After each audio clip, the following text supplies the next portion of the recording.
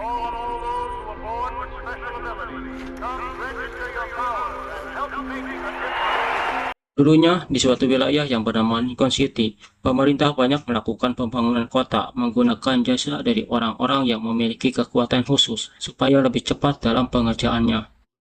Namun setelah teknologi semakin maju dan industri terus berkembang, mereka semua membuat kelompok yang memiliki kekuatan terus disingkirkan dalam sosial masyarakat kota, tak jarang juga mendapat diskriminasi dari orang-orang sekitar. Skeptis orang-orang yang tak memiliki kekuatan memandang rendah mereka dan menganggapnya sebagai kelompok yang berbahaya. Di sisi lain, beredar luas barang terlarang yang sangat berbahaya bernama Psy, yang diekstrak dari sumsum tulang oleh orang yang memiliki kekuatan khusus dan dijadikan produk seperti obat tetes mata biar bisa membuat penggunanya oleng. Cerita akan berfokus pada seorang pemuda pengangguran bernama Connor. Dia memiliki seorang ibu bernama Mary yang harus bekerja banting tulang pulang malam demi mencukupi kebutuhan mereka berdua. Apalagi saat ini Mary menderita kanker otak yang kadang tak bisa mengontrol kekuatannya sebagai orang yang memiliki kekuatan elemen es. Sedangkan Connor sendiri adalah pengguna elemen listrik. Mary mewanti-wanti agar Connor tidak menunjukkan kekuatan kepada orang lain, apalagi memakainya untuk berbuat kejahatan demi mendapatkan uang dengan mudah. Mary tak mau jika nantinya Connor berakhir seperti ayahnya yang harus mati terbunuh oleh aparat keamanan saat mencuri telur soang. Pada saat melamar pekerjaan, Connor dibuat pusing oleh pilihan jawaban yang harus diisinya. Apakah dia harus jujur atau berbohong agar bisa mendapat pekerjaan?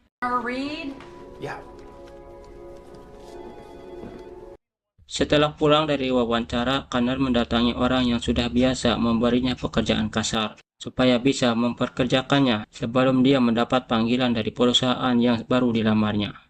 Si mandor bisa saja mempekerjakannya, tapi bayarannya hanya setengah hari, karena si Connor sudah terlambat 1 jam.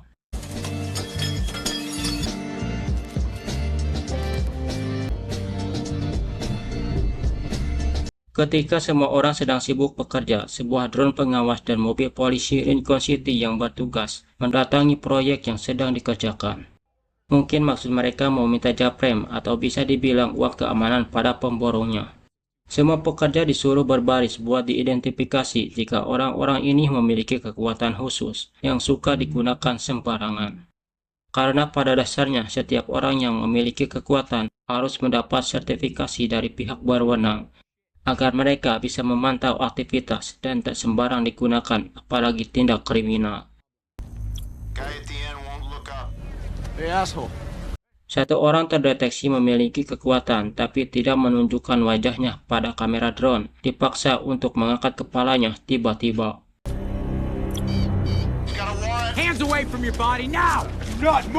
Orang yang bernama Asep ini terpaksa harus ditahan karena sudah lama masuk dalam daftar pencarian orang. Pada saat rekannya teralihkan oleh Connor, si Asep menggunakan kekuatannya buat bisa kabur, tapi harus berakhir di tangan Guardians.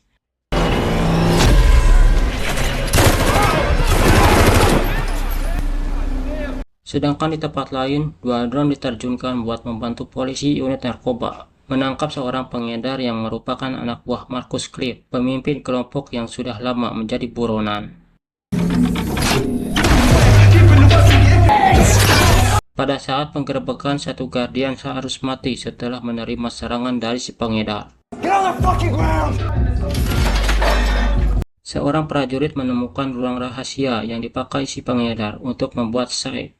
Berita merilis keberhasilan polisi dan mengamankan barang haram tersebut dan menyelamatkan para tawanan yang menjadi korban praktik pembuatan Psy.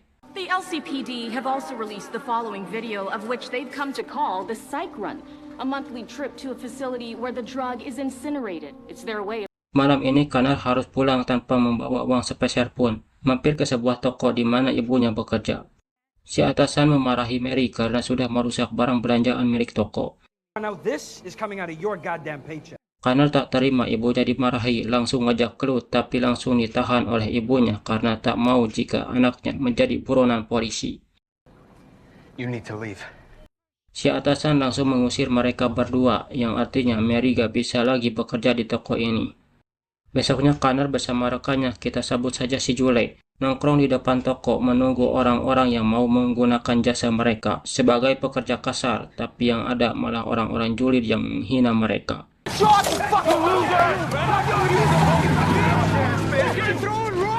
Tak lama datang sebuah mobil yang diketahui mereka adalah Garrett, Freddy, dan Maddie, kelompok yang merupakan rekan bisnis Marcus, pemimpin yang memproduksi barang haram Syke, mencari pengguna listrik untuk menangani pekerjaan yang mereka tawarkan. I need an electric. Class 2 at least.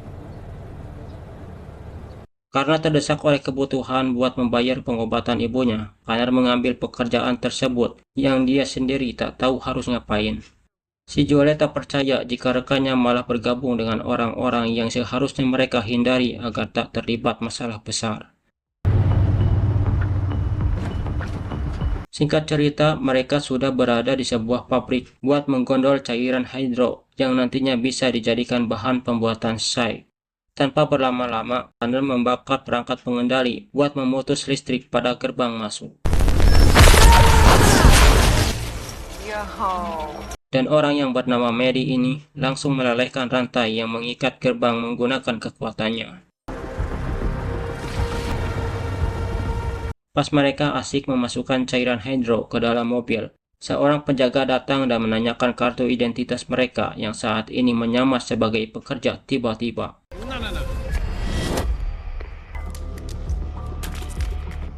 I didn't see anything. Setelah mendapat laporan pencurian, drone penjaga langsung melacak mobil para pelaku menggunakan pencitraan dari atas. Setelah mobilnya berganti warna, para perampok ini berjalan lagi dengan santai, tapi drone langsung menyorot mobil mereka yang membuat Connor menjadi panik takut ketahuan oleh pihak berwenang. Dan akhirnya mereka bisa masuk markas dengan selamat. Melalui jalan rahasia, mereka masuk ke sebuah bar khusus tempat persembunyian si Marcus. Saat ini, Marcus sedang terjerat hutang kepada kelompok The Trust, rekan bisnis yang memberi modal buat bisnis ilegal yang dia jalankan. Mereka memperingatkan si Marcus paling telat Senin depan uang harus ada. Jika tidak mau, bisnis dan nyawa si Marcus berakhir di tangan mereka. Got enough hydro to make Syke for a year. Connor, this is Marcus Sutcliffe. Nia, will you show this young man around, please? Garrett yang mau menjual barang curiannya kepada si Marcus harus gigit jari karena saat ini si Marcus lagi bokeh alias tidak punya duit buat membayar barang tersebut. Merasa tertarik dengan kekuatan yang dimiliki Connor, Marcus mengajak Garrett untuk menjalankan bisnis yang lebih menantang dan penuh adrenalin. Tentunya bisa membuat Connor tertarik buat join karena komisinya yang lumayan gede. Setelah selesai berunding dengan Marcus, Garrett mengantar Connor pulang ke tempat di mana mereka pertama kali bertemu. Ibunya yang melihat Connor memegang banyak duit, senang anaknya sudah mendapat pekerjaan, walaupun Connor berbohong jika itu upah dari kerja konstruksi bongkar besi jembatan buat di kilo. Ibunya bilang jika dia mendapat pekerjaan lagi di toko yang kemarin.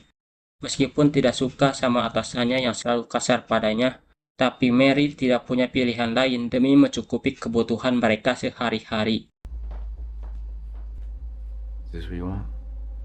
Di tempat lain, wanita yang bernama Nia ini meminta jatah Syke karena sudah kecanduan sama barang haram tersebut. Paginya dua polisi unit narkoba yang bernama Agen Park dan Agen Davis memeriksa TKP buat penyelidikan siapa yang sudah mencuri 3 drum hydro untuk bahan pembuatan Syke. How was your job yesterday? Julian meminta agar Connor berhati-hati sama orang-orang yang dekat si Marcus. Jangan sampai terseret kasus yang bisa membuatnya berurusan dengan polisi. Ketika tukang proyek datang buat merekrut si Julian dan teman-temannya, Garrett datang menjemput buat memastikan jika Connor akan ikut join bisnis yang sudah mereka rencanakan sebelumnya. See you tomorrow.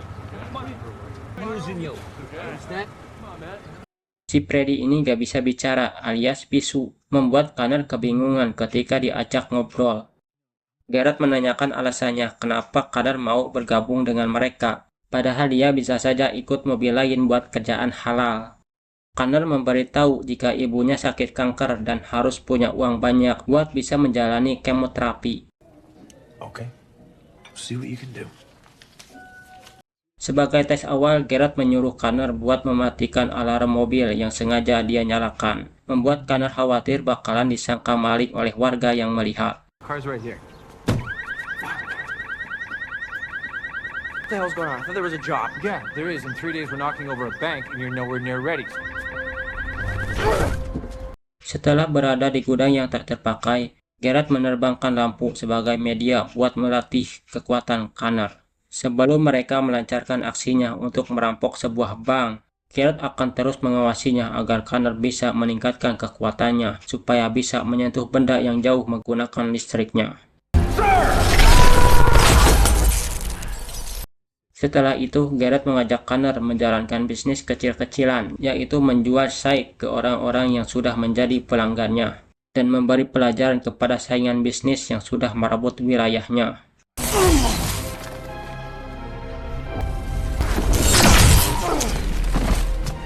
Sepanjang jalan, Garrett mengajarkan Connor bagaimana menjadi orang yang bisa bersaing dengan orang lain dan jangan selalu tunduk kepada aturan pemerintah yang mendiskriminasi orang-orang yang memiliki kekuatan. Dia harus mengambil apapun yang dia inginkan sebelum orang lain merebutnya. Sebelum pulang ke rumah, Connor mampir dulu ke toko tempat ibunya bekerja untuk memberi peringatan kepada atasannya agar tidak semena-mena kepada ibunya.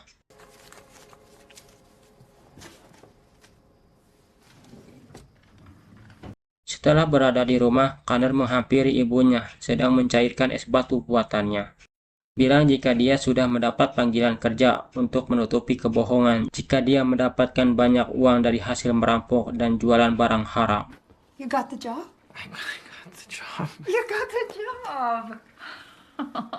Ternyata malam ini para polisi unit narkoba sedang menyelidikinya guna mengungkap kasus pencurian yang pernah dilakukan si Connor. Tapi data menunjukkan jika Connor hanyalah pengguna listrik kelas rendah, tidak mungkin bisa membakar unit pengaman listrik yang terpasang di gerbang.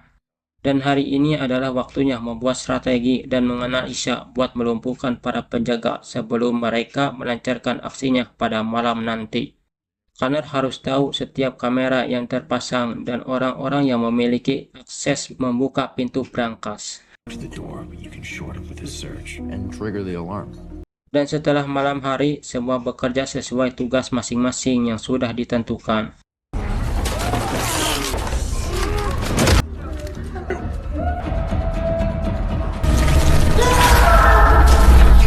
Garrett membawa pekerja bank untuk membuka lemari besi sambil mengancam kalau dia akan menghabisi semua keluarganya.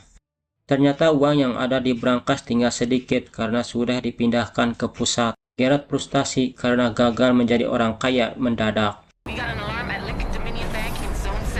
Pasukan pengaman mendapat laporan perampokan bank langsung meluncur ke lokasi. Mau tidak mau, mereka hanya bisa menggondol sedikit uang dan kabur lewat belakang.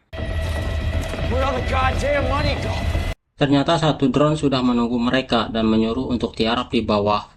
Garrett menyuruh Connor menghancurkan drone yang ada di atas menggunakan listriknya supaya bisa kabur.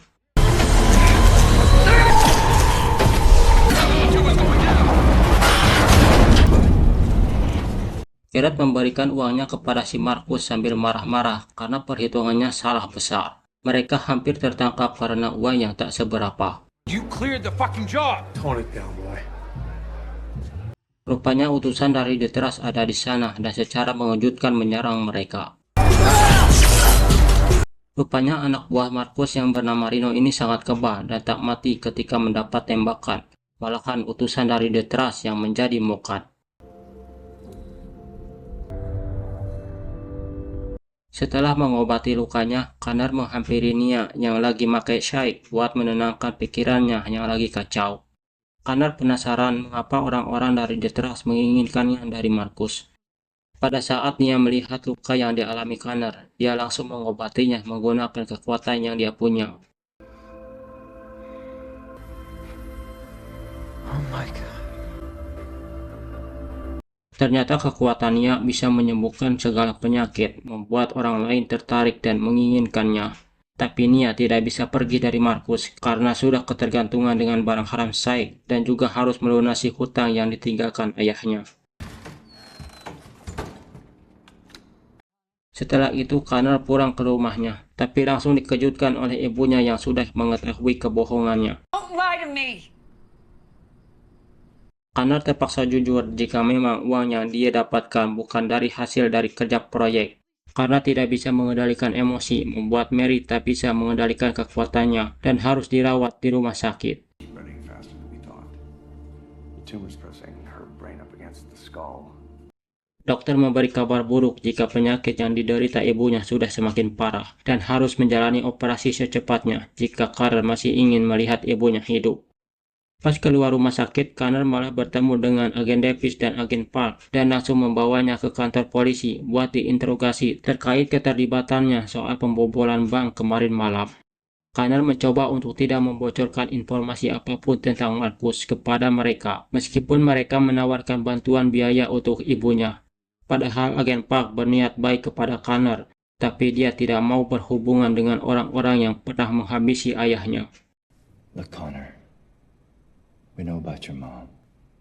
I know she's sick. I can help you.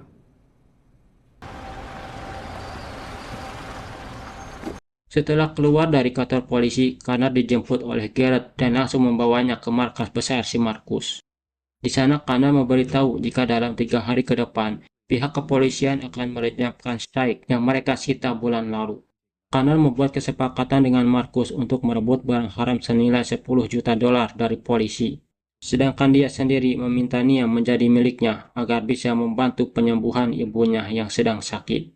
You get the psych, I get her. We got a deal? Sedangkan Gerard sendiri meminta bagi hasil yang sama rata untuk usaha yang akan dia lakukan karena tingkat bahayanya yang sangat tinggi.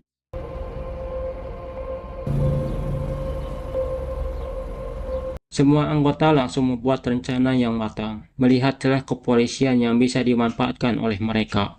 Tapi Connor meminta mereka hanya merebut barangnya saja dan tak boleh ada anggota yang membunuh polisi. Rupanya Nia masih tidak terima jika dirinya cuma dijadikan pertukaran hanya karena dia punya kekuatan penyembuh. The only reason I matter to you is because I'm a healer. That's all anyone gives a fuck about once they see what I can do. Semua orang sudah berada di posisi masing-masing, tinggal menunggu target lewat untuk melancarkan aksinya. Dan hari ini, mobil yang membawa Syke bersiap berangkat ke tempat pemusnahan barang bukti dengan pengamanan super ketat para Guardians. Sepanjang jalan, mobil polisi terus dikawal oleh drone hingga sampai di area terlarang, yang banyak gedung tinggi yang mengharuskan mereka untuk putar arah. 15 has entered the no-fly zone. Escort drones move to zone 3 for pickup. Rupanya Freddy sudah memblokir jalan mengarahkan mobil polisi ke arah di mana Connor sudah menunggu mereka yang tidak bisa dijangkau oleh drone. Semua anggota geng sudah bergerak membuntuti mobil polisi dan tiba-tiba Garrett berpura-pura mobilnya mogok agar mobil polisi tidak bisa lewat. Ketika Guardians mengancam akan menahannya karena sudah menghalangi jalan mereka, tiba-tiba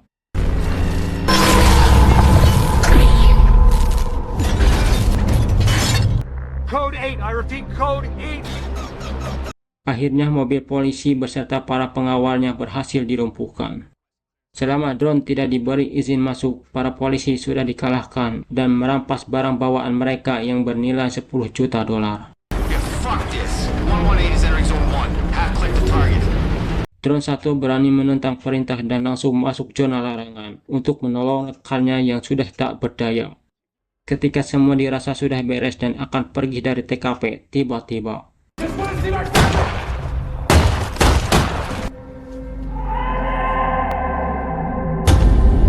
orang-orang si Marcus mengkhianati Garrett dan menghabisi polisi dan anak buahnya. Rino langsung membawa barangnya seorang diri, sedangkan yang lainnya harus mati oleh bantuan yang baru datang.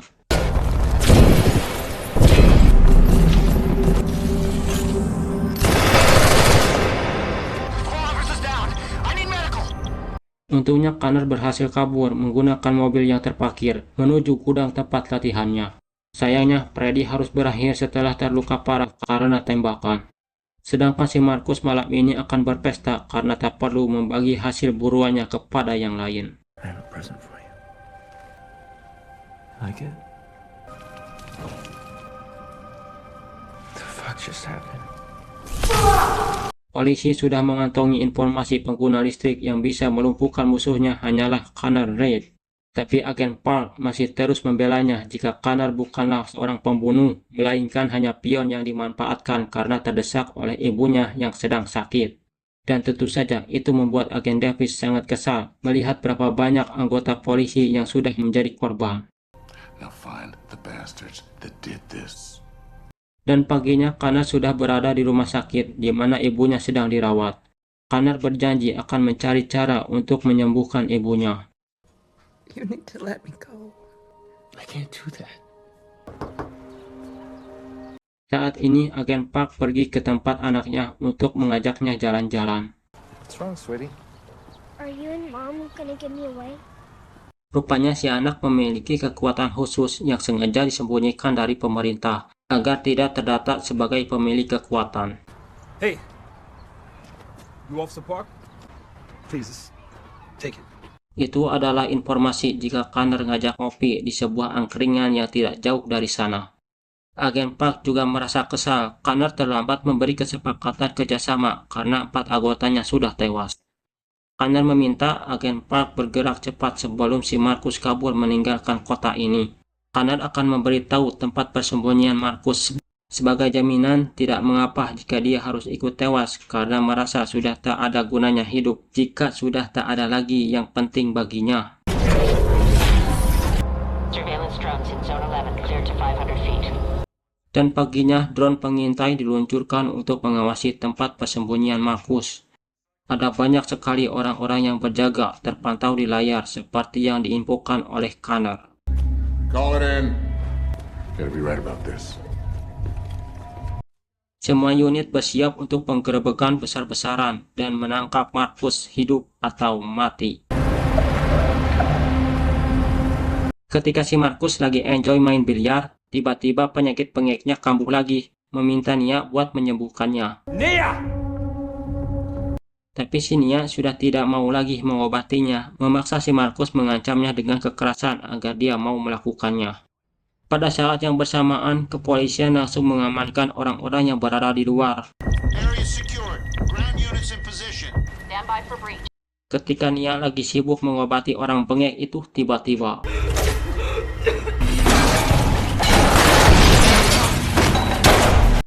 semua orang langsung kacar-kacir ketika Guardians masuk membantai anak buahnya yang melawan, sedangkan bosnya sendiri langsung kabur lewat jalan rahasia.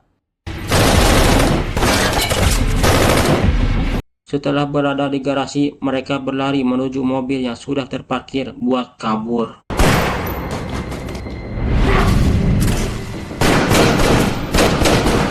Saat Marcus sudah mau koin setelah tertembak oleh Garrett, tapi si Reno ini cukup kuat biarpun sudah diberondong oleh peluru. Reno langsung ngajak baku hantam dengan Garrett dan Connor.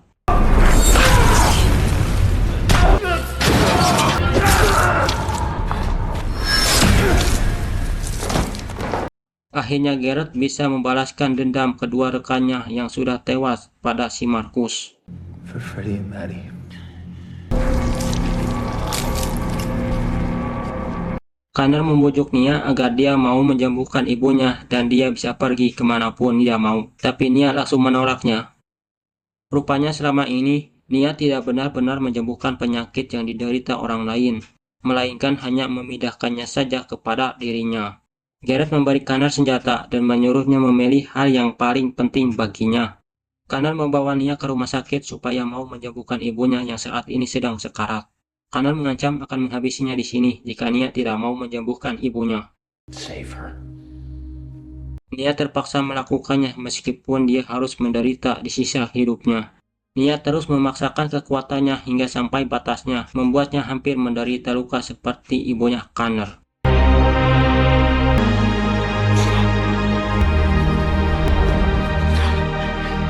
Ibunya sempat bangun untuk melihat Connor untuk yang terakhir kalinya sebelum dia benar-benar meninggal.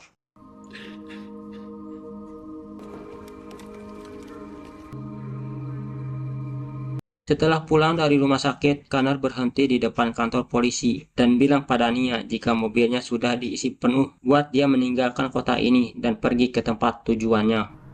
I'm sorry for what I did to you. should help you get wherever you need to go. Sementara Connor sendiri akan menyerahkan diri kepada kepolisian untuk menebus dosa apa yang telah dia lakukan selama ini.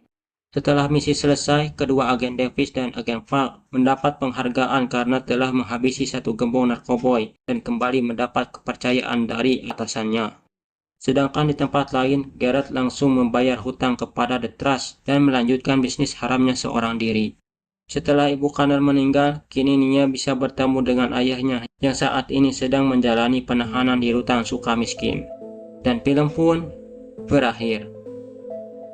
Pesan yang bisa kita ambil dari film ini, janganlah kamu melawan perintah orang tuamu, karena itu semua tanda sayang dan juga demi kebaikanmu. Sayangilah mereka mumpung masih ada sebelum terlambat, dan kau mungkin akan menyesalinya setelah mereka tiada. Nantikan seri kedua dari film ini yang dijamin tidak kalah seru untuk disimak. Jangan lupa like, subrek agar tidak ketinggalan update terbaru dari channel ini. Salam dan sampai jumpa.